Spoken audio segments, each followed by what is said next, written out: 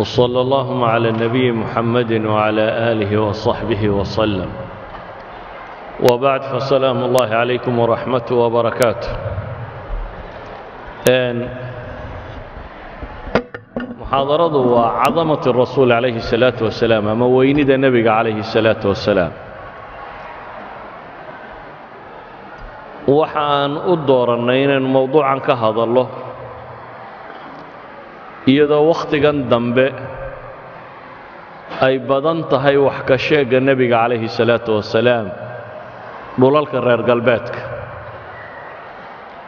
iyadoo marmarsiiya laga dhigtay xorriyat alqowl u aragnana inaanay wax saxa ahayn waayo nebigu calayhi الsalaaةu wasalaam waxaan u aragnaa inuu yahay acdamu shakhsiya fii taariikhi اlbashariya. aadam intuu dhalay calayhi الsalaam ilaa qiyaamaha laga gaadhayo inuu yahay acdam insaan dhulkan ku kor socda. maqaayiis kasta oo lagu qiimeeyo marka aan leenahay nebigu calayhi الsalaaةu wasalaam waa acdam insaan, qur'aanka iyo sunnadu way tilmaamayaan. waxgaradka bini aadamkiina wuu tilmaamaya. sidaa awgeed waxaan u arkayaa inay tahay dadka muslimiinta ah ee siiba yurub jooga inay ka mid tahay waxyaabaha looga fadhiyo inay nebigooda calayhi الsalaaةu wasalaam difaacaan, oo qaabka u roonay loo difaacayana ay ka mid tahay in weynidiisa la soo bandhigoo la muujiyo.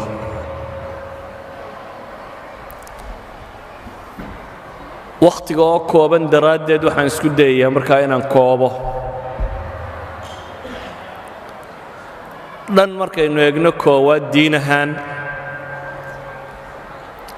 bini aadamka hormoodkiisu waa rususha iyo nebiyada. bini aadamka oo dhan marka la ysku daro, dadka koowaad ee hormuudka u ahi waa dadkii rabbi doortay. ilaahay wuxuu leeyay wakullan fadalnaa cala alcaalamiin intuu soo tiriyo 18 nebi oo qur-aanka fii suurati alancaam ku soo arooray. marka 18 nebi ilaahay magac dhabo ayuu odhanaya wakullan fadalnaa cala alcaalamiin, dhammaantood dunidan waannu ka doorannay baa ilahay leeya, waa ka fadil yeellay, waa ka kor yeellay. ambiyadu waxay yihiin allahu aclamu xayثu yajcalu risaalatah baa ilaahay yidhi. ilaahay isagaa og meesha uu risaaladiisa dhigayo cidda mudan. الله يصطفي من الملائكة رسلا ومن الناس. إلهي دادك وحو كدورتا با ربي تلماميا ملائكتنا الرسول با لغا دورتا ارقي لو ديبو إلهي سبحانه وتعالى الرسالة دي ساما وركي سسيو بن آدم كو قارسيو بن آدم كينا إلهي الرسول بو كدورتا. نبي الله محمدنا إلهي بقرآن كينوت المامين يا محمد رسول الله قال الرسول كينو يهي صدرات أيها الحبة رسالته إن إلهي بشر كردن إنتو أغا قف كم إذا ودورته أو دورته كلها ضليا إنو النقضي الرسالة دي سودي بيو ابن آدم كلا قارسينيه laba wax bay wadatay. dhan waa tashriif, waa maamuus iyo qadarin tilmaamaysa qofkani bini aadamka kale inuu ka mudan yahay. dhanna waa takliif, waa xil iyo mas-uuliyad la saarayo. idan rusushu labadaba waa wadayiin. dhan waa mukallifiinoo takliif baa la saarayaa bini aadamkan inay gaadhsiiyaan risaaladii alle soo diray. dhanna waa tashriif, waa maamuus la maamuusayo ilaahay intuu khalqiga eegay inuu iyaga ka dhex doortay, waa maamuus. waxa ugu filan nebi maxamed markaa maamuus calayhi salaatu wasalaam إن إلهي تلمام يملأ إلى على إن يسجك صليان إن الله وملائكته يصلون على النبي يا أيها الذين آمنوا صلوا عليه وسلموا تسليما الله يا ملائكتي سبحان ربي لي سبحانه وتعالى وحيكون صلينا يا النبي محمد عليه الصلاة والسلام إلهي الصلاة ديسو وأن حريستيسي ملائكتنا والدعاء يا أمان مؤمنين تنوح على ليد الناس دوك لك عليا إذا النبي محمد عليه الصلاة والسلام عرك صاروا كما مسيه دولك كركي سنو كما مسيه وأنا قفك إلى هاي دورتي أو دورتين الرسول نغضه هدان أخرياء آيات كقرآن أي حادثة كصار وري مسألة سئاد بيوتربدين بل وحى تربضا نصوص التلمام سين الرسول شكلك مدنيه marka tabaqada bini aadamka kale la iskala yimaado ee la yimaado tabaqada nabiyada iyo rususha qura tabaqada dhexdeeda inuu ka mudan yahay oo ilaahay si gaar ah isaga u tilmaamay ay nusuustu tilmaamaysaa waa ka xadiithu al-isra wal mi'raj nabiga alayhi salatu wassalam habeenkii laga dheelmiyay ama laga kaxeeyay laga gudiyay مكة بيت المقدس اللي جاي براق بهلا يدهدا الله صار مركو النبي يقول ربي إنه فوله أي دغدغاق سميس دبتنا جبريل باوح كيري ما يحملك على هذا يسقط أبدا الله الله يا محاك وحنبار يا وحرنات سميسه فوالله ما ركبك أحد قط أكرم على الله منه قف إلهي أكتيسك كشرف بدني ولقي كما فولنه محل دغدغاق سابكو يري جبريل فارفض عرقا بو حديثك تلمامية دابدي انت يستاكتو هي النغطي اي ديد الدريرتي إذا النبي عليه الصلاة والسلام إلهي قرآنك وكت المامية عقل جيسا فكرة ديسا أركت ديسا موقال كيسا قرآن بدن تلمامية جرا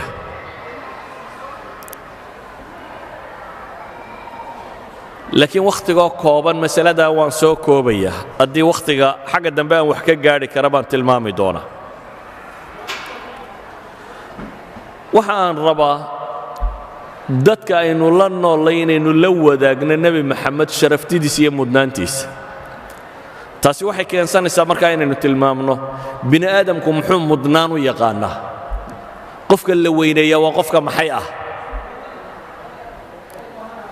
bini aadamku majaalaat insaaniya baa jira majaalaat bini aadamka lagu maamuuso ha noqoto naxariistiisa ha noqoto geesinimadiisa ha noqoto sabirkiisa ha noqoto dulqaadkiisa ha noqoto deeq iyo gacan furaantiisa ha noqoto ballanka iyo oofinteeda ha noqoto cafwiga iyo u dhaafka uu dadka u dhaafo uu xugaystay iyagu maanta waxay sheegayaan waa irhaabi laakiin taariikhdu waxay ka markhaati kacday weligii cid wax gaadhsiisay inaanu kaba argoosanin iyadoo la isku dayay wax walba si kasta in loo dilo بني آدم وحكستو وحكو قيمية بينو لأنه نبي محمد عليه الصلاة والسلام هرمود بكيه إلهي يا أمانا يا مركا وحلي ورفعنا لك ذكرك مقعاق يا ماموسكاق قربان وقاضي با إلهي لي إلهي وحكو تلمامي بني آدم كوحا بقنا يا أخلاق بني آدم نمي الله يسغفانه وإنك لعلى خلق عظيم با إلهي لي هذا أيها الإخوة نبي محمد عليه الصلاة والسلام أنبياء إيه فلاسفة ودضل بومبونيو محال بومبونيا أركتي أما النظريات أما فكرة دي دوني دا كينين أنبياء إيه فلاسفة وحي كوكا لقدسيين كواد وحكم ده فلاسفة ودد عقل وقول كفكرة أنبياء لكن ودد عملية دين عصب يا ركتدي إلهي وسودي بواسدان waxa u dheer inay yihiin dad more practical ah dad qiyaado leh leadership leh oo akhlaaq leh oo dhaqan leh oo wax walba kaga gedisan bini'aadamtinimada sida awgeed nabi muxamed calayhi salaatu wasalaam waxaynu odhan karnaa waa rajul fii muqaabili jamiici الrijaal waa qof hormood u ah bashariyadoo dhan oo la hordhigi karo bini'aadamka weliba intaa waxaynu ku daraynaa wuxuu nabigu kaga gedisan yahay calayhi salaatu wasalaam bashariyada inteeda kale isaga wax u qarsoon baan jirin maxaan uga jeedaa bini'aadamka la maamuuso had iyo goor qayb noloshiisa ka mida si fiican looga warhayaa laga tilmaamaa maalan nin dagaalyahanoo geesiya haddii la soo qabto bini'aadamku uu dagaalyahannimo ku maamuuso inta badan taariikhda laga hayoo dhamme waxay u badan tahay dagaalyahannimada laakiin taariikhdiisa kale ee bini'aadamnimo oo dhan lama magacaabo nebi moxamed calayhi salaatu wasalaam taariikhdiisu wax maqani ma jiraan waxa qoran wuxuu cuni jiray wuxuu xidhan jiray musqusha siduu u geli jiray musqusha markuu gelaya labada adinkuu horraysiin jiray musqusha markuu ku jiro gacantuu isticmaali jiray ee wax iskaga maydhi jiray yacni qof noloshiisa wax qarsoonay aanay ku jirin waxa qoran kabihiisu intay leekaayeen cidhibta iyo xagga hore midkay u buuraayeen indhal inay lahaayeen iyo inaanay lahayn kabtu inay dhogor lahayd iyo inaanay dhogor lahayn saddexda qayboodee kabtu u qaybsanto dhexda iyo xagga hore iyo xagga dambe mid waliba inta ay leegtay nebi moxamed way qorantay calayhi salaatu wasalaam waxa qoran wuxuu maro qaatay midabkay lahaayeen waxa qoran wuxuu cunno cunay waxa qoran wuxuu meel istaagay waxa qoran wuxuu dagaal galay waxa qoran wuxuu qof bini'aadama la hadlay waxa qoran wuxuu cibaadaystay waxa qoran wuxuu ummad hoggaamiyey waxa qoran noloshiisa oo dhan baa makshuufa dabeetana waxaa la leeyahay waa taa taariikhdii nebi maxamede bal meel ceeb le ka soo saara qof aan taariikhdiisa waxbaba qarsoonayn ee wax wal oo noloshiisa ka midiba uu ritan yahay oo la tilmaamayo meel ceeba ka soo saara walidaalik baa taariikhyahankii ingiriis ee toynby arnold toynby waa qarnigii labaatanaad baan odhan karaa taariikhyahankii ugu weynaaye reer galbeed lahaayeen waa ninkan leh taariikh alxadaaraat ilaa 27 xadaaro oo bini'aadamka soo maray buu taariikhdooda u qoray calaa kulli xaal waa mustashriqiinta ugu waaweyn buu ahaa toynby ayaa wuxuu leeyahay kuwa raba inay darsaan taariikhdii nebi maxamedow waxaa helaysaan buu leeyahay sayajiduuna amaamahum min alasfaari maa laa yatawaafar miluhu lilbaaxisiina fii xayaat ayi nebiyin min alambiyaa waxaa helaysaan buu leeyahay taariikhda nebi maxamed kutub dhan baa helaysaan buu leeyahay oo aydan weligiin ka heli karin nebi kaloo taariikhda ka midoo intaa laga hayaanay jirin innanii adcu alcaalam buu markaa leeyahy dunida waxaan ugu yeedhayaa in mabda'ah walaalnimada iyo sinnaanta laga qaata buu leeyahay islaamka ayaan dunida ugu yeedhayaa waayo buu leeyahay caqiidatu tawxiid caqiidada ilaaha keliga sheegaysa ee uu islaamku la yimi waa arwac alamhila calaa fikra tawxiid alcaalam waa tusaalaha ugu fiican ee bini'aadam dunida ku nool lagu midayn kara buu tilmaamaya waina fii biqaa'i alislaami amalan lilcaalami kullih waaridda uu islaamku waaraana rajay u tahay buu leeyahay dunidoo dhan maanta iclaamka buuqaa wuxuu ina leeyahay islaamku waa tararka dunida socanka maaha aqoon-yahankoodii taariikhda baadhayna wuxuu leeyahay waaritaanka islaamku wuxuu amal u yahay wuxuu rajo u yahay buu tilmaamaya bini'aadamnimada waxa nebi maxamed muslim ka sheegay waxaan rabaa inaan ka tago waayo ummad waliba geesigeeda iyo batalkeeda iyo nebigeeda dee waa ammaanataa waxaa laga yaabaa inaad tidhaahdaan markaasi dee waa dadkii rumaysnaa oo ammaanaya waxaan isku dayayaa waxa aan soo qaataa inay u bataan kadib baan qur-aanka dib ugu noqon haddii alla yidhaahdo laakiin waxaan isku dayayaa waxaan soo qaadanayaa inuu u bato waxay aqoon-yahankooda qoreen weliba waxaan horraysiin doonaa kuwa kriteeriyada qoray aqoon-yahanka qaar reer galbeedka ah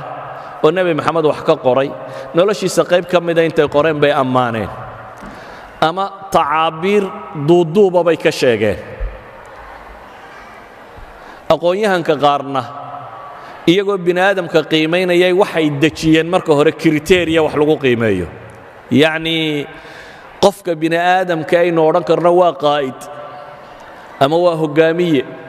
ama waa mudan yahay waa qofka maxay qabtay bay marka hore isweydiiyeen dabeetana kriteeriyay qoreen qofku waa inuu sifadaa iyo sifadaa iyo sifadaa iyo sifadaa yeeshaa markay kriteeriyada dhammeeyeen kadib ayay waxay yidhahdeen bini aadamka aan ku tabaqna haddaba yaa leh sifooyinkaa inta kriteeriyada qortay aan wax ka soo qaadaya dhammaantood waxay tilmaamayaan nebi moxamed inuu yahay kuwa ugu mudane kriteeriyada bini aadamka lagu qiimayn kara wata aan dhowr qof markaa soo qaado waxaan idiin soo qaadi doonaa lamartine alfonso lamartine iyo messerman julius messerman iyo michael hart iyo professor ro krishna waa afar dunida ka kala tirsan mid waa hindi midna waa yahuudi maraykan iyo reer yurub waa dad kala gedisan waxay isweydiiyeen marka koowaad bini aadamka maxaa lagu qiimeeyaa marka la qiimaynayo la maamusayo laleeyahay qofkani waa haliyey maxaa lagu qiimeeyaa cumuuman bini aadamku wuxuu yidhaahdaa saddex shay baa wax lagu qiimeeyaa ama alcadama weynida bay leeyihin qof leeyahay saddex shay baa lagu qiimayn karaa kow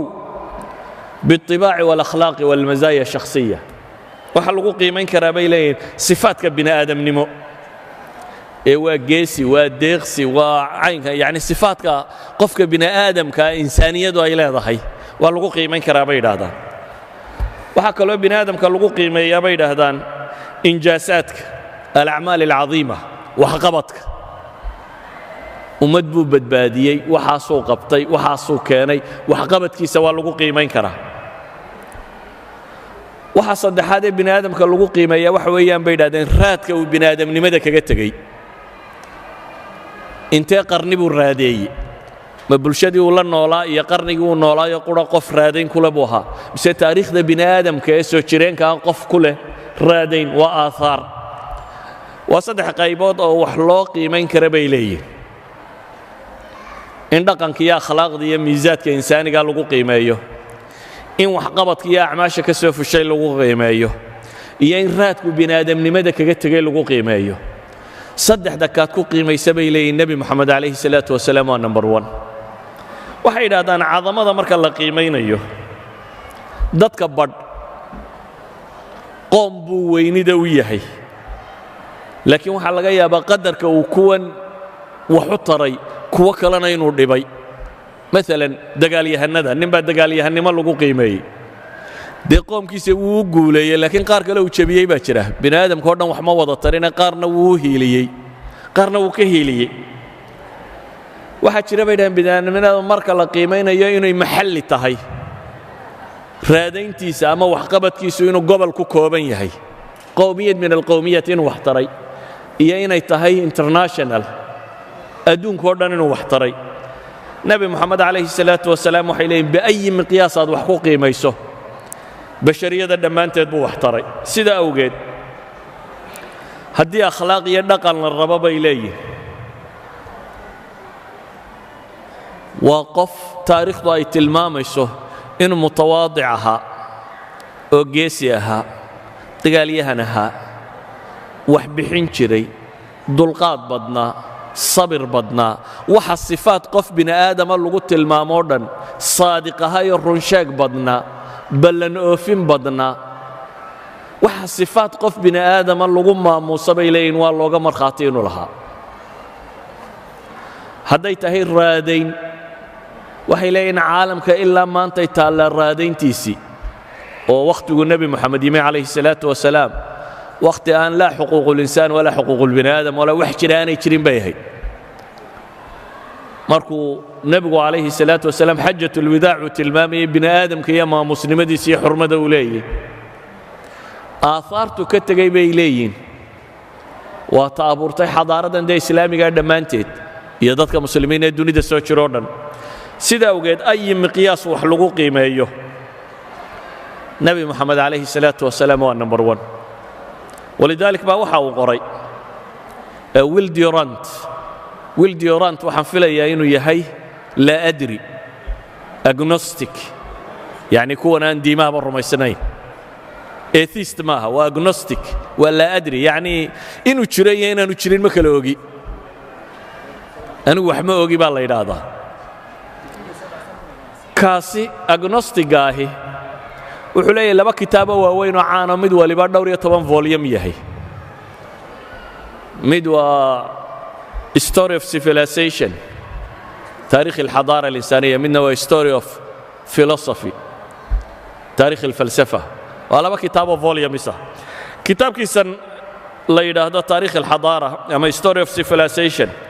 مركا وكور رمى تاريخ دي النبي محمد عليه الصلاة والسلام وحورنا وإذا حكمنا على العظمة بما كان للعظيم من أثر في الناس قلنا إن محمدا كان أعظم عظماء التاريخ فقد أخذ على نفسه أن يرفع المستوى الروحي والأخلاق للشعب ألقت به في دياجير الهمجية حرارة الجو وجدب الصحراء وقد نجح في تحقيق هذا الغرض نجاحا لم يدانيه فيه أي مصلح آخر في التاريخ وحوليه هدين وينك ورنا يقف بنا آدم ويندي وإنه كقيمين الراتك وبني آدم ككجتجي نبي محمد وحي هيبولي كان أعظم عظماء التاريخ dadka ugu waaweyn taariikhda la tilmaamo kooda ugu sii weyn weeyaan buu leeyahay dadka ugu waaweyn cudamada taariikh markaynu meel isla dhigno cudamada uu cadiimkooda yahay ayuu ka ugu weyn yahay buu tilmaamaya waayo buu yiri shacab ku nool dhul kulul oo aan wax dhaqana wadanin carabtii jaahiliyadu tilmaamaya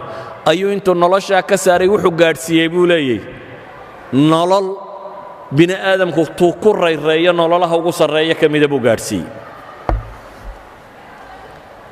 waxaan jeclay inaan u soo noqdo dadyawa kale wararkooda laakiin bal nimankii kriteeriyada qaatay aan iyaga warkooda horaysiiyo waxa uu yidhi Michael Hart aan soo qaato markoowaad Michael Hart waa nin Maraykan ah asal ahaan Yahuudiya ناسو ريسيرشر كاهان جيري بروفيسور اوف فيزيكس اهان جيري جامعات كتخصصات بدن له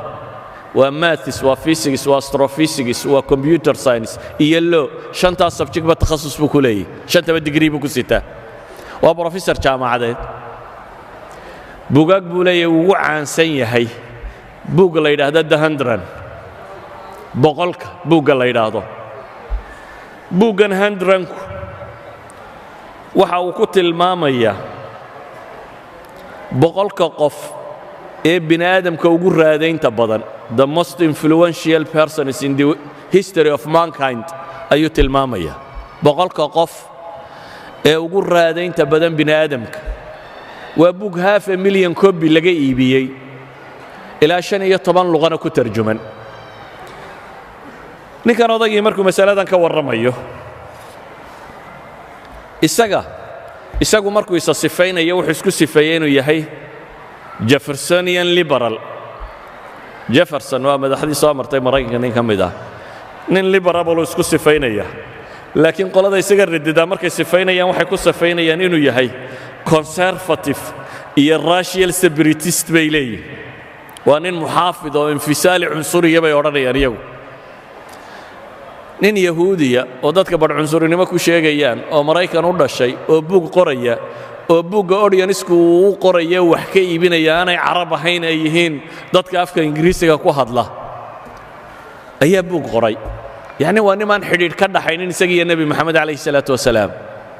ayaa buug qoray buugga uu qorayo wuxuu leeyahay waxaan ka warramayaa boqolka qof ee bini aadamka ugu raadaynta badan saddex shardi baanan u dhigay shardiga koowaad qofkani waa inuu qof xaqiiqi yahay buu tilmaamayaa yacni xaqiiqiga maxaa looga jeedaa waxay leeyihin taariikhda bini aadamka dad baa iska jira ustuura loo malaynayo iminka xakiimu siin oo kale lawtso nin la yidhaahdaa jiro Chinese ay xikam ka soo naqliyaan waa sida cigaal shidaadkeennoo kale qof jiray ma aha mise ma ahayn ayay ku muransan yihiin marka wuxuu leeyahay qofku waa inuu horta aanu noqonin dadka aan laba garanaynin qof xaqiiqiyo la garanayo waa inuu yahay waa marka labaad buu yidhi waa inuu noqdaa qof raad badan nolosha kaga tegey raad badan nolosha kaga tegey waxaan uga jeedaa buu yidhi xataa raadku ha xumaado ama ha samaado walidaalika dadka uu boqolka uu leeyahay bini aadamka ugu raadaynta badnaa Hitler baa ugu jira Hitler raadayntu dunida raadeeyay waa maxay dhib buu ku raadeeyay de wuxuu ku caanbaxay mushkilad marka wuxuu leeyahay bal adigu bini aadam waxa doonta ku raadee ama waali ka warkeen ama wanaag ka warkeen boqolka qof ee bini aadam ugu raadayn badan ma rabaa waxa kale oo tilmaamay inuu noqdo qofkaasi أثرkiisu أثر إقليمية inaanu noqonin inuu noqdo maxay أثر caalamiya dunidoo dhan inuu raad ku samayn karo buuggiisa markuu qorayay markaa wuxuu yidhi saddexdaa qiimaynood marka aan ku qiimeeyo qofka bini aadamkee ugu mudan basharka dunida soo maray oo dhammi waa nebi maxamed buu leeyahay calayhi الsalaaةu wasalaam number 1 waxa yaa buu yidhi nebi maxamed number 2 giisa ma taqaanin waa Sir Isaac Newton ninkii physics-ka number 3 giisa ma garanaysaa waa ciise nebiyullaahi ciise isagoo yuhuudiya muuse muxuu ka dhigay nebi muuse nambarka 4aad buu ugu jiraa boqolka qof ee dunida raadaynta ku leh isagu nebigiisu raacsiisnaa wuxuu ka dhigay maxay number 40 buu ku tilmaamaya ciisana nebi ciisana wuxuu ku tilmaamaya maxay number 3 su'aal baa isweydiin le markaa tirakoobyada maanta la hayo ee dunidu ay sheegato masiixiyada inta sheegata ka badnayd baa la leeyahay inta sheegata muslimka waay uu ciise number 3 uga dhigay ayaa la weydiiyey maxaad ciise yani wan u geyn weydi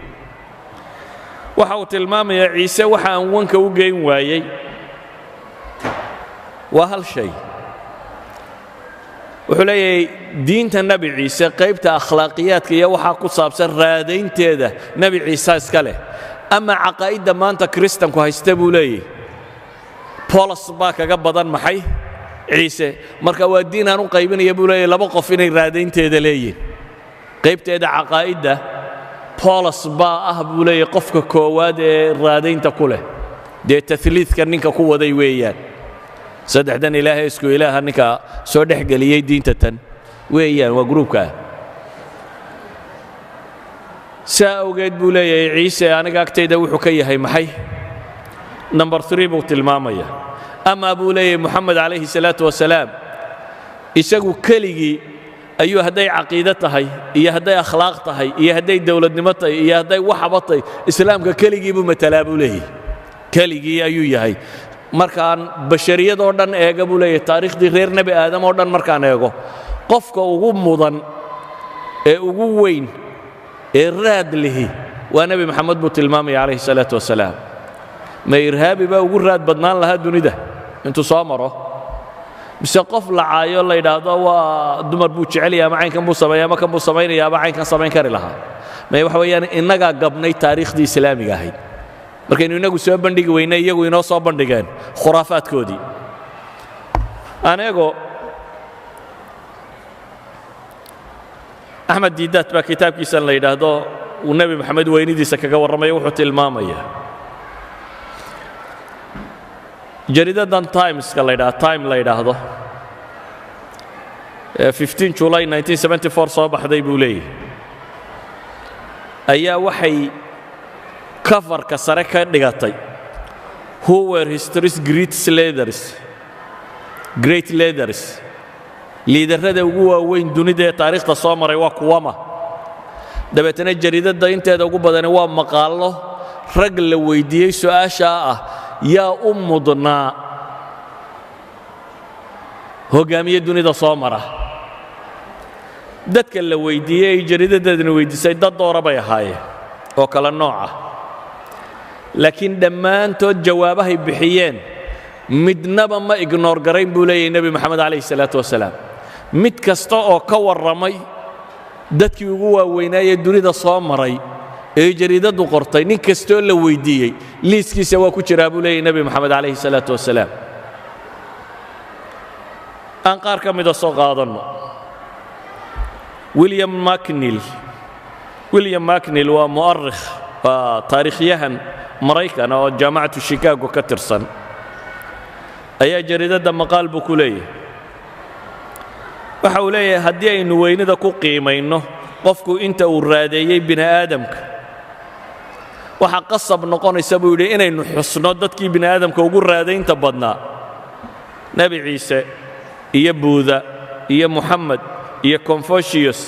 ambiyadan dunida soo martay buu isagu leeyahay diimaha maanta joogee waaweyn ee dunida soo maray ambiyadoodii ala xaddi qowlihii weeyaan soo isagu sheegay ayaa ugu raadayn badan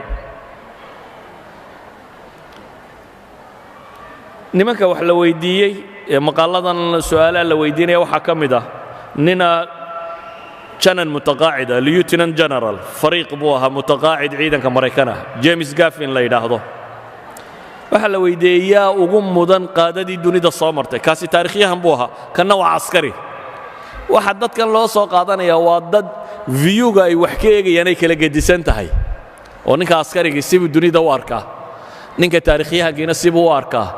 ninka culumta bini aadamka psychology wax la mida ku takhasusayna si kale u arkaya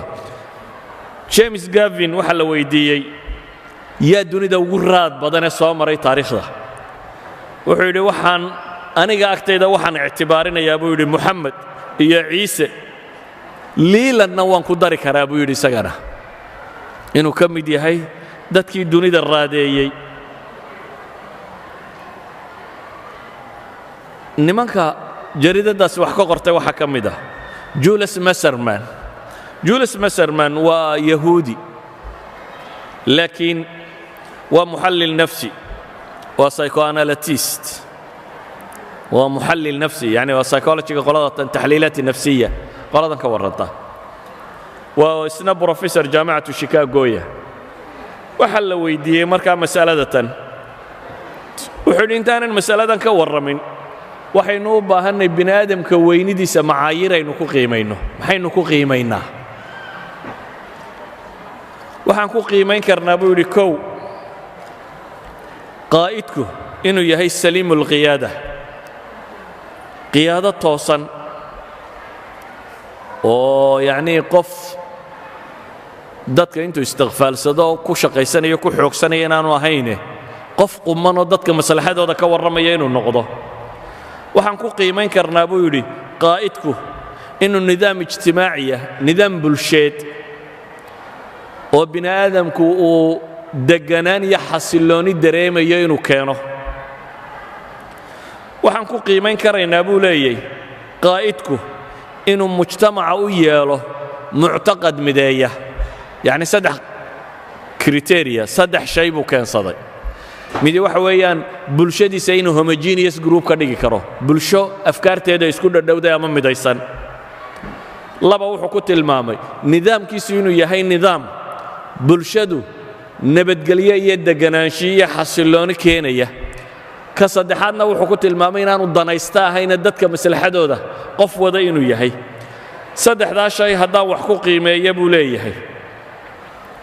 waan bini aadamkii dunida soo maray ku eego lacalla acdamu qaa'idin buu markaa yidhi kaana calaa mari alcusuri huwa muxamed markaa saddexdaa shay wax ku qiimeeyo qaa'idka ugu weyne taariikh bini aadam soo maray waxaan filayaa buu yidhi inuu muxamed yahay waayo isagu saddexdaba wuu wada kulansaday buu yidhi muusena buu yidhi darajadaa darajo ka hoosaysaan geynayaa laakiin isna waa kulansaday nebi muuse calayhi salaatu wasalaam maxay tilmaamaysaa qadiyaddani waxay tilmaamaysaa dadka wax qiimeeyey ama معيار عسكري ku qiimeeyay ama معيار psychology ku qiimeeyay ama معيار taariikhi ku qiimeeyay ama backgrounds aqoomeed oo kala gadisnaa laha oo ka waramay nabi maxamed alayhi salaatu wasalaam dhamaantood waxay tilmaamayaan inuu nabi maxamed mudnaa ama kuwa ugu mudan dunida inuu ahaa ama isagu inuu yahay kuwa mudan ka u sii mudan anka afraad soo qaato waa filosof Asia u dhashay Hindiya filosofkan Hindiga Ramakrishna Rao baa la yiraahdaa wuxuu leeyahay kitaab la yiraahdo Muhammadun Rasuulul Islaam Muhammad waa rasuulka islaamka bug la yiraahdo buu leeyahay isaga laftiisu waxa uu ka hadlayaa uu leeyahay dadkii nolosha raadka ku lahaayoo dhan aan qiimeeyo buu yidhi laakiin dadka markaan qiimeynaya buu yidhi anigu waxaan soo qaadanayaa buu yidhi micyaar uu qoray dunidaba malaag kuwii ugu imtixaansanaa mid ka mida buu leeyahay Hitler buu micyaarka ka qaadanayaa Hitler wuxuu leeyahay buug la yiraahdo maxay kifaaxi min kampf miyaa la odhan jiray af Jarmalka dagaalkaygii buug la yiraahdo buu leeyahay Hitler buugiisa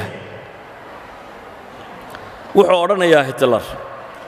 waxa naadira waxa wax mar uun la arka dhif iyo naadir aan hore u dhicin buu leeyahay Hitler in la arka buu rajul nadariyaat qofka nadariyaadka keena filosofiga aragtida leh oo haddana qaa'id cadiima hogaamiye weyne dunida lama arka buu leeyahay ka dunida waa la arki karaa buu yidhi daaci ama khatiib aftahan wax hogaamiyey waa la arki karaa laakiin ma dhacda buu leeyahay inta badan dadka caqliga weyn leh ee nadariyaadka keena filosofiga keena falaasafo qaada ah waa laba group oo kala baxsan buu leeyahay inta badan falaasafadu qaada ma noqoto buu leeyahay good leadership ma noqdaan Hitler marka micyaarkiisani wuxuu weeyaan inay kulmaan awoodda aragti dejinta iyo nidaamka iyo philosophy inaad dejiso iyo awoodda hogaaminta iyo inaad zaciim noqoto iyo awoodda hadalka iyo dadka afkaartaada inaad gaadhsiin karto saddexdaas inay kulmaan buu leeyahay Hitler waa wax aad naadir u ah waa wax aan nolosha inta badan lagu arag haddaba professor Rao baa markuu masalada Hitler ka soo qaatay wuxuu leeyahay haddaba saddexdu Hitler yiri waa naadir qof ay ku kulantaan haynaa buu leeyahay saddexdaasoo qof qura isugu tagay saddexdaasiba waxay ku kulmeen buu leeyahay rasuulul islaamka diin iyo mabaadi' cusub la yimi hogaamin la yimi khatiib mufawwaho dadka wuxuu raba gaadhsiinayay buu leeyahay waana buu leeyahay في شخص رسول الإسلام رأى العالم أندر ظاهرة على وجه الأرض بيقول قفك إسلامك هجاميني أما النبي محمد عليه الصلاة والسلام وحويا بيقول أندر ظاهرة ومقالك أغو دفئي النادر سن دولك كوركيس لغو أركي ديق يلفك سما يسنبولي يسدح ذا شيء وضوطه يعني فيلسوف كان يوحو ليه قف ديق يلفك سما يسن وبناء آدمه oo saddexda shay isku wata Muhammad baanu aragnay buu leeyahay alayhi salaatu wasalaam walidaalika wuxuu tilmaamayaa buugaygan markaan qorayo buu yiri waxa igu adkaatay inaan nabi Muhammad oo dhan ka warramo buu yiri laakiin waxa laga yaabaa buu yiri waxoogaa sawiraa inaan idinka siiyo Muhammadkii nabiga ahaa Muhammadkii dagaalyahanka ahaa Muhammadkii rajulul a'maalka businessmanka ahaa Muhammadkii rajulul siyaasiga ahaa Muhammadkii khatiibka ahaa Muhammadkii muslix ijtimaaciga ahaa Muhammadkii aqoonta ay ku soo hoyan jirtay Muhammadkii adoomaha xoreyn jiray Muhammadkii dumarka xoreeyay Muhammadkii qaadiga noqday Muhammadkaasi buu leeyahay taariikhiisa wax yar oo kamid ah idiin sheegaya buu leeyahay buugga kan markaan qorayo ee nabi Muhammadka naadirka kama warrami karayo يعني wuxuu ka cudur daaranayaa inaanu soo wada bandhigi karin nabiyullaahi Muhammad alayhi salaatu wasalaam jawaanibul azama qaybaha weyn ee uu leeyahay ayuha alahibba filosofkii ingiriiska ahaa ee Thomas Carlyle la oran jiray Thomas Carlyle waxa uu ka warramaya cibaadatul abtaal buuggiisan la yidhaahdo weynida ama batalnimada la caabudo dabeetana noloshuu qaybinaya midba meesha uu ku weyniyey calaa kulli xaal wuxuu leeyahay diin marka aan ka hadlo ama rijaalka diin hoggaamiyey marka aan tilmaamo buu leeyahay muxamed calayhi salaatu wasalaam waxaan shaki ku jirin buu yidhi acdam inuu yahay dadka diin lagu tilmaamo inuu ahaa buu leeyahay muslix weyn oo aftahana oo geesiya oo mufakira oo sifaadka bini aadam lagu ammaanoo dhan le buu yidhi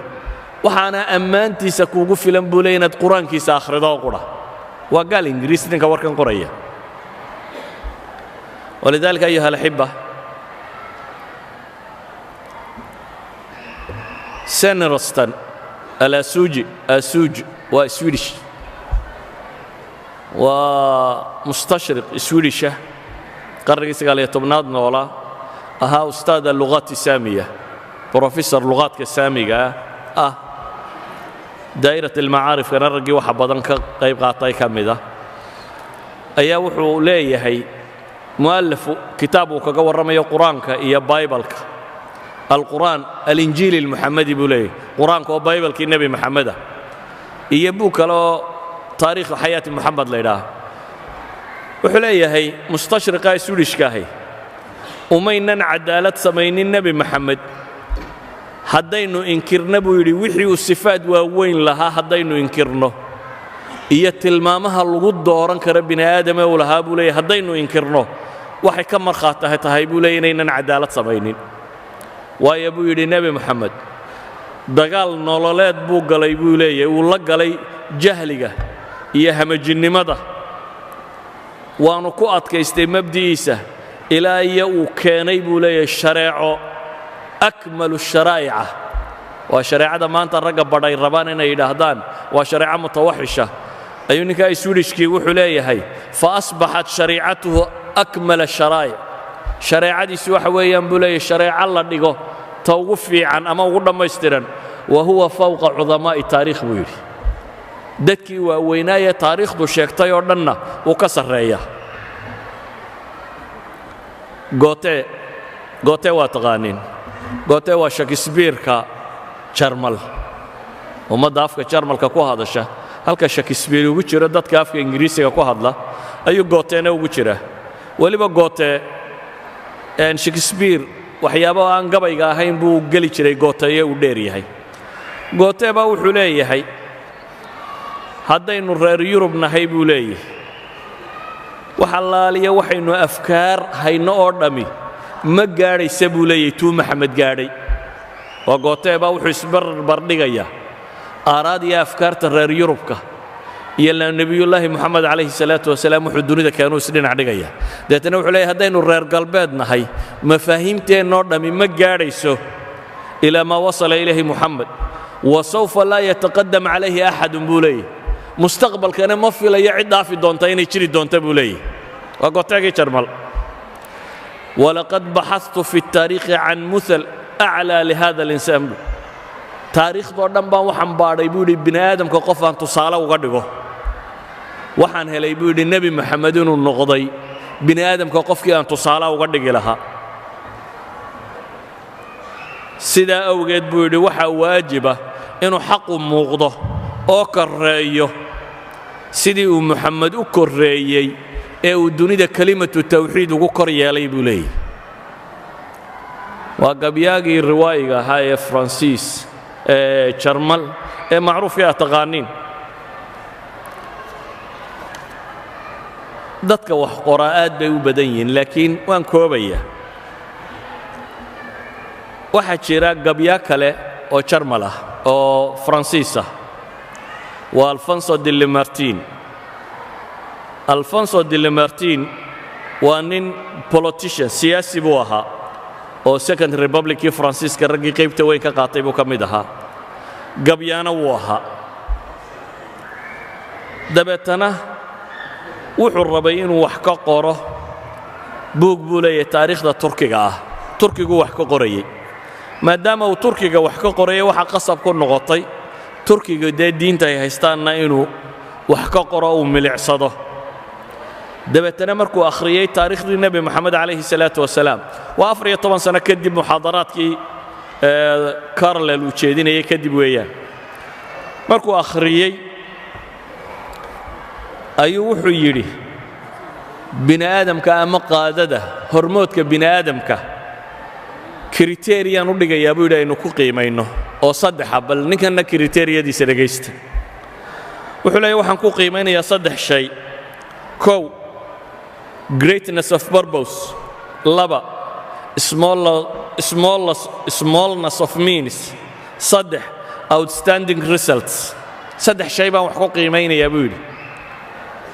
qofka bini aadamka ahi inta ay sarraysay barbowskiisu himiladu raadcaynaya inta ay leekayd oo nebi maxamed himiladiisu maxay ahayd wamaa arsalnaaka ilaa kaafatan linnaas baa ilaahay ku soo diray bini aadam oo dhan baan kuu soo diray baa ilaahay ku yidhi nebiga calayhi salaatu wasalaam bini aadam oo dhan inuu hoggaamiyo yaa ayuha almudahiru qum faandir warabbaka fakabbir wahiyaabaka fatahir baa lagu yidhi idan wuxuu leeyahay qofku inta uu ka fakaraya ama iskoobka uu gaadhsiisanaya aragtidiisu ay ku socotay wamaa arsalnaaka ilaa raxmatan lilcaalamiin baa ilaahay ku tilmaamaya kan labaad wuxuu leeyahay idan nebi moxamed universal buu ahaa waxa uu ka fakarayay caalamkao dhan baa ilaahay u soo diray jin iyo insigiisaba kan labaad wuxuu leeyahay smallness of means awoodda uu haystay inta ay leekayd dee nin maalan maanta ninka dowladda maraykan xukuma dee wuxuu haystaa miiniskii dunida ugu ballaadhnaayo nin madaxa gacantiisa gala hadday dhaqaalo tahay hadday hub tahay hadday dawlad tahay hadday technology tahay hadday dunida ciddii hoggaaminaysu maamulaa ama isagu ninkani qofku qiimaysanaya waa maxay qofkan waa inuu wuxuu haystayna inay wax yar noqdaan nebi moxamed markaynu eegno calayhi salaatu wasalaam dee wasaa'il dhaqaale ma haysan cidi lama soconnin inan yaroo agoona oo meel cidlaa ku soo koray tolkiya dadku ka dhashay meel saxaaroo lama degaa bay joogeen carabi magac iyo maamuus dunida kumay lahayn labada dowladoodee waaweynee dunida ka taliya midnaba may ahayn yacni waxay ahayd uun meel bini aadam deggan yahay meesha ugu dambaysa ee la tilmaamo ayay saxaara alcarab ahayd markuu nebi moxamed ka soo baxay calayhi salaatu wasalaam qodobka saddexaad ee la martiin wax ku qiimaynaya waxa weeyaan waa outstandingka resultska ka soo baxay nataa'ijka uu dhaliyey siday u weyn tahay nataa'ij raa'ica yacni nebi moxamed wuxuu leeyahay taariikhda bini aadamka haddaan saddexdaa shay ku qiimeeyo qof himiladiisu weyn tahay waxa agtiisa yaallaana ay yar yihiine awoodee u haysta midhaha uu dhaliyeyna uu midho caalamiyo aad u ballaadhan yahay markaan wax ku qiimeeya buu leeyahay nebi moxamed calayhi salaatu wasalaam wuxuu yahay buu leeyahay qofka ugu mudan bini aadamka ee la tilmaami karo masalada uu ninkani sidaa u tilmaamay waxaa tacliiqinaya bosworth smith benyamin bosworth smith waa bishop maraykana buug buu leeyahay la yidhaahdo uu nebi moxamed calayhi salaatu wasalaam kaga warramayo dabeetana wuxuu leeyahay moxamed buu yidhi laqad kaana alqaysara waalbaaba ninkani waa bishop markaa labadii uu yaqaanay ugu awood badnaa buu isku daray nebi moxamed wuxuu ahaa buu yidhi qaysar iyo baabahoo la ysku daray buu yidhi yacni dowladihii romaniska boqor dowladda hoggaamiyo qaysar la yidhaahdaa jiray iyo dee boobkii katoliga moxamed wuxuu ahaa buu yidhi labadaasoo la ysku daray laakiin haddana bal u fiirso laakiin buu yidhi muu lahayn lakinahu kaana baaban biduuni khuyalaa'i albaabawaat baabo boob aan lahayn buu leeyahy isla weynida boobabku ay leeyihiinna ma lahayn buu leeyahy rajul mutawaadica buu ahaa si kale markaan u eega buu yidhi waa qaysar biduuni juyuushi alqayaasira wa biduuni jeyshin muta'ahab wa biduuni qalca wa biduuni dakhlin haabit wuxuu ahaa buu yidhi qaysar ama boqor aan ciidan lahayn oo aan qalcada iyo castalis meelo dhufaysya wadanin oo aan xataa buu yidhi mushahar qaadanin mushahar raatiba xataa aan lahayn buu leeyahay idan wuxuu leeyahay nebi maxamed wuxuu ahaa qaysar iyo boob la isku daray oo aan isla weynida qaysarkana boobkana lahayn wixii ciidan iyo xoog iyo xoolo uu qaysarku watayna aan wadanin buu leeyahay labadaasoo la isku daro haddana aan intan wadani waa wax cajab qaba saa daraaddeed buu wuxuu tilmaamayaa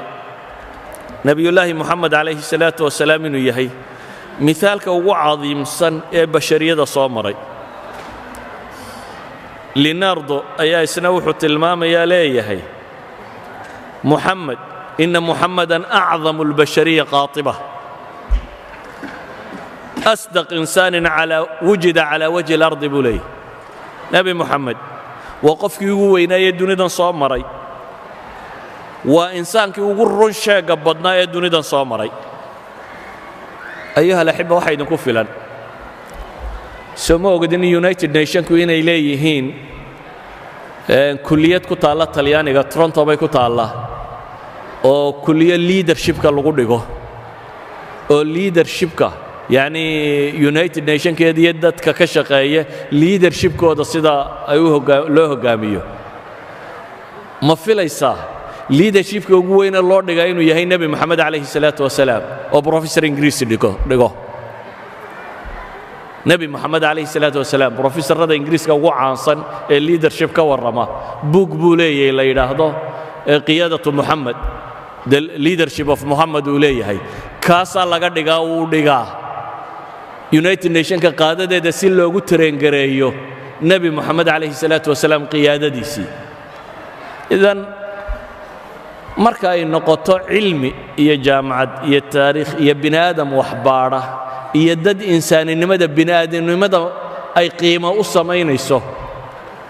nebi moxamed calayhi salaatu wasalaam waa hormoodka bini aadamka walidaalika ayuha alikhwa hanis kong nin la yidhahdo switzerland u dhashay doctora waa caalim lahuut theologiana ayaa wuxuu leeyahay taariikhdoo dhan baan baadhay anoo ka baadhaya bini aadamka qof aan tusaale uga dhigo nebiga carbeed ee moxamed un baan helay buu yidhi qof bini aadam tusaale u noqon kara dadka aan tilmaamaya waa dad background kala gedisan leh qaarkood wadaadda diimeed ay yihiin qaarkood taariikhyahanna ay yihiin qaarkood ay jananno iyo casaakir yihiin qaarkood ay usaatida jaamacadeed yihiin qaarkood ay physics iyo sciences ku shaqo leeyihiin waa dad background kala gedisan leh laakiin isku dayay inay ka warramaan bini aadamka yaa u noqon kara hormood yaa magac iyo maamuus yeelan kara encyclopediyahan ingiriiska daa'irat almacaarif albaraytaaniya maadadda muxamed haddaad baadho waxay leeyihiin muxamed ibnu cabdillaah mu'asis addiin alislaamiyi wulida fii maka maxamed oo ina cabdilaahiyo ah bay yidhahdeen diinta islaamka kii aasaasay waa iyagu say u dhigayaan wuxuu ku dhashay magaalada maka tacbiirka ku xigaa waa maxay وقليلون هم الرجال الذين أحدثوا في البشرية الأثر العميق الدائم الذي أحدثه محمد بيداده encyclopediyaha ingiriisku wuxuu leeyahay waxa yar bini aadamka dhexdiisa in lagu arko raadku nebi moxamed nolosha ku sameeyey wax ku sameeyey bay leeyihin waa their encyclopedia ayaa saa tandhigaya thomas carlinle wuxuu leeyahay waa shihaabun qad adaa addunya waa holac ama iftiin dunidoo dhan ifiyey buu ku tilmaamaya ayuha alaxiba hadday noqoto weedhaha bini aadam yidhi inaan soo naqliyaa aad bay u tiro badan tahay laakiin waxaan rabaa inaan iska daayo weedhaha bini aadamka oo aan idiin sheego waxa ilaahay yidhi subxaanaه wa tacaala ilaahay wuxuu leeyahay nebi moxamed waa rasuulkii ilaahay rasuul macnaheeduna waxa weeyaan waa ku ilaahay intuu doortay basharka uu soo diray nebi moxamed wuxuu gaar ku yahay rususha kale waa la iska soo dabadiri jiray rasuul walbana waxaa loo soo diri jiray qoom gaara nebi moxamed kow waxaa la yidhi rasuul dambe oo laga soo dabadirayaa ma jiro diintiisu mana sakhmayso laba qoom gaara looma soo dirine bini aadam oo dhan baa loo soo diray saa daraaddeed ayaa ilaahay subxaanaه wa tacaala wuxuu qur-aanka ku tilmaamaya inuu maa dalla saaxibukum wamaa gawa hadday tahay nolosha iyo ahdaafta kama lumin hadday caqliga iyo ra'yiga tahay ma lumin baa ilaahay leeyahy subxaanaه wa tacaala maa zaaqa albasaru wamaa طaga ishiisu waa mid akhlaaq wadata mid xadgudubta maaha baa ilaahay leeyahy alam nashrax laka sadrak maa kadaba alfu'aadu maa ra'aa laabtiisa waa midaannu ballaadhinoo sharaxnay baa rabbi ku tilmaamaya warafacnaa laka dikrak magaciisaannu kor yeellay baa ilaahay leeyahy callamahu shadiidu alquwa jibriil baa u macallinaa ilaahay tilmaamaya wainnaka la calaa khuluqin cadiim akhlaaq fiican baad ku sugantay baa rabbi leeyahy subxaana wa tacaala ilaahay wuxuu qur-aanka ku leeyahy tilka arusulu fadalnaa bacdahum calaa bacd kuwani waa rusushii oo badhba badh baan ka fadilay baa ilaahay leeyahy rususha marka laga yimaado basharka kale basharka rusushaa u mudan rususha lafteedaa kala mudan haddaba rususha kale oo dhan nebi ibraahim baa u mudan bal u fiirsa qur-aanka nebi ibraahim ilaahay buu baryayaa wuxuu leeyahay maxay walaa tukhzinii yowma yubcahuun ilaahay qur-aanka wuxuu ku leeyahay yowma laa yukhzi illaahu الnabiya wاladiina aamanuu macah nebi ibraahim mixnadiisii buu ilaahay baryayaa wuxuu leeyahay xasbiya allah nebi moxamed sida ilaahay qur-aanka wuxuu ku leeyahy yaa ayuha الnabiyu xasbuka allah nebi ibraahim wuxuu leeyahy wajcal lii lisaana sidqi fi اlaakhiriin ilaa kuwa dambe magac iigu reeb nebi ibraahim nebi moxamed sida ilaahay wuxuu leeyahy warafacnaa laka dikrak nebi ibraahim wuxuu leeyahy wajunubnii wa baniya an nacbud alasnaam ilaa anigiyo intaan dhalay inaannu sanama caabudno ka fogee nebi moxamed sida ilaahay wuxuu leeyahy innamaa yuriidu allahu liyudhiba cankum alrijsa ahla albayt wayutahirakum tahiira nebiyullaahi muusa wuxuu leeyahy rabbi sharax lii sadri ilaahayna nebi moxamed wuxuu leeyahy alam nashrax laka sadrak nebi muuse wuxuu leeyahy wayasir lii amri ilaahayna nebi moxamed wuxuu leeyahy wanuyasiruka lilyusra nebi muuse wuxuu leeyahy uxlul cuqdata min lisaani ilaahayna nebigiisa wuxuu ku leeyahy fainnamaa yasarnaahu bilisaanik nebi muuse wuxuu leeyahy wacajiltu ilayka rabbi litarda ilaahayna wuxuu leeyahy lacallaka tardaa baa moxamed lagu leeyahy calayhi الsalaatu wasalaam idan alxasan ibnu اlfadl baa wuxuu leeyahy qur'aanka nebi laba sifo ilaahay leeyahy la ysugu daray ma jirta buu leeyahy nebi moxamed mooyaane ilaahay qur'aanka wuxuu ku leeyahy ina allaha biاnnaasi lara'uufun raxiim nebiyullaahi moxamedna ilaahay wuxuu leeyahy bilmu'miniina ra'uufun raxiim aayaadkaasi aynu tilmaamaynaa waxa ay sheegayaan mudnaanta uu nebi moxamed ku dhex leeyahay ambiyada dhexdeeda bale qur'aanku nebiyada kale magacoodaa loogu yeedhay yaa nuuxu yaa huudu yaa muusa baa ku soo aroortay ama nebi moxamed ilahay wuxuu leeyahy yaa ayuha nabiyu yaa ayuha arasuulu baa u soo aroortay yaa moxamed kuma soo aroorin qur-aanka tashriifan lahu bay culammadu yidhaahdaan marka aynu tilmaamno qur-aanka ku soo arooray nebiga calayhi الsalaatu wasalaam iyo ammaantiisa ayaa ammaan ugu filan laakiin weedhahan kale waxaan u soo qaadanayay uun inta aan qur-aanka rumaysnayni ee rumaysan maqaayiis kaloo bini aadamku wax ku qiimeeyaa buu leeyey inaynu u tilmaamno bimaqaayiisikum buu nebi moxamed yahay ka mudan marka lagu eego maqaayiista bini aadamka amaa haddii loo baahan yahay nebi moxamed si dhaba loo qadariyo waxa ku filan qur'aan iyo xadiis wixii ku soo arooray walidaalik ayaa nebiga calayhi الsalaatu wasalaam waxa uu tilmaamayay inuu yahay sayidu waladu aadam waxaan ahay buu nebi moxamed leeyahay aadamba intuu dhalay sayidkoodii walaa fakhr faanna kuma jiro bale waxa uu nebigu inoo sheegaya calayhi الsalaatu wasalaam aakhiro liwaa'i alxamd keligii inuu shafeeco qaadi doono marka cid walaba ay isdhaafiso shafaacat alkubra inuu isagu yahay maxay liwaa'i alxamdi ka qaadi doona ee shafeeco qaadi doona nusuusta qur'aan iyo xadiidtaa ka badan weedh bini aadam sheegay oo dhan haddii aynu soo ururino takfiina iyada aynugu filan laakiin maadaama aad la degantihiin dad aan weli qur'aan iyo xadiid rumaynin waxaan rabaa inaan tilmaamno cayda nebi moxamed la caayaya inaanay boos ku lahayn bale xagjirnimada reer galbeedka qaybo ka mida waxaa ka mid ah maanta france inaad maxraqadii yuhuudda wax ka sheegtaa waa xadhig kuwii wax ka sheegayna waa la xidha maalan qaar taariikhda qore qaar ka mida waxay yidhaahdeen 60 milyan may gaadhaynin dadkii yuhuudda meesha lagu dilay cilladu waa maxay daliilkiinnu waxay yidhaahdeen yuhuuddii jarmalka iyo intan degganaydba 6 milyan ma gaadhaynin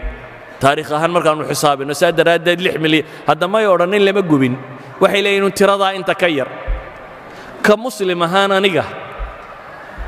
hadduu ninkii gubay qiranaya uu leeyahay 6 milyan baan gubay iqraarku dee waa markhaati madoon waa gubteen baynu leenahay dan kama lihin inaan idhaahdo yuhuud 6 milyan lama gubin waxba igama saara hitler inuu faashista ahaa ama naazist ahaana muranku ma jiro hadday reer yurub ku qirtaan oo yidhaahdaan 6 milyan oo dadaannu laynay inkaar baa qabteen baynu leenahay ma waxaan u difaaca ma yaallo laakiin waxaan tilmaamayaa in la yidhaahdo mas'alo dhacdo uun xaqiiqo min xaqaa'iq dunya ka mida haddaad ka hadashana bini aadam dhaawac bay gaadhsiinaysaa yuhuud la yidhaahdo 15 milyan dunidoo dhan markay joogaana nebiyullaahi moxamed oo 2 bilyan oo qof rumaysan tahay marka la caayana waa xorriyatulkalaam inay noqotiyo xorriyatulqowl oo maxaa tan kale xorriyatulqowl u noqon weyday waa marka lagu doonayo soomaalidu maxay odhan jirtay la jiifiyaano bannaan wadaad baa ul taagay bay soomaalida odhan jireen marka la rabana waxaa la odhan jiray la jiifiyaano bannaan waa la jiifiyaano bannaan sida u taalla miidiyaha iyo bulshada iyo waxoo dhammi wixii aanay doonaynin indhaha way ka laabtaan ninka reer galbeed ee wax geysta malafkiisaa la baadhaayo maalinuu dhakhtar ma tegey dad buu leeyahay haa wuu waallaa beri buu dhakhtarka la kulmay adiga ka waalani hadduu wax dilo waa muslim terrorist ahaa hadduu waalan yahay uu ka soo baxo meesha uu ka soo baxo cidi faylkiisa dib uma eegto idan waa la jiifiyaano bannaan baynu leenahay laakiin taasi waxay isbedeli kartaa markaad adigu hadasho markaad adigu muctaqadkaaga iyo diintaada difaacato markaad adigu soo bandhigto nebi maxamed wuxuu ahaa calayhi salaatu wasalaam laakiin haddaad adba xishoonayso isleeday talow nebigii miyaa dee ma doodi karaysidee maxaad tidhaahdaa haddaanad adba nebigaagii garanaynin dee ma difaaci karaysid waa marka labaad haddaanu adiga qalbigaaga ku weynayn dee dadka kale wuu weynaa kama dhaadhicin karaysid hadduu adiga qalbigaaga ku weyn yahay gaalkan yare dhafoorrada xiirtay oo aad dhafoorrada ka daba xiiranayso oo gaalka surwaalka dabada dilaaciya waa qalbigaaga ku weyn yahay aadna surwaalka dabada dilaacinayso laakiin haddaad cumaamad ama koofiyad xidhato nebi armaad u ekaataabaad sileeda yaan dadku ku garanin sacanka maaha yaa dadku ku garaninee koofiyadya idan hadduu agtaada ku weynaan waayo adigu waxaad rumaysnayd adigu diinkaagii iyo waxaad rumaysnayd hadduu agtaada ku weynaan waayo dadka kale agtooda nebi maxamed ha ku weynaado suurtagal maaha markaynu innagu nebi maxamed weynayno calayhi salaatu wasalaam ayaa dadka kalena weynaynaya innagay xilkeenna tahay markaasi dadka in badan baan ogaynba wuxuu ahaa intaanaan ka warramaynaa waa in taariikh baadhay oo wax baratay oo wax eegtay laakiin dadka inta badan dee miidiyahaasaa u warrama maalinna sawir yaroo qaldan soo saaraya maalinna hadal qaldan soo saaraya kaasaa u warramaya markaa dadku saasuu u rumaysan yihin idan waa xil idinka idin saaran inaynu bashariyada u sheegno nebi maxamed inaanu weynaynoo qurhe inuu yahay rasuulkii loo soo diree badbaadin lahaa aakhiriya adduunba inuu محمد yahay عليه الصلاة والسلام صلى الله على نبي محمد وعلى آله وصحبه وسلم والحمد لله رب العالمين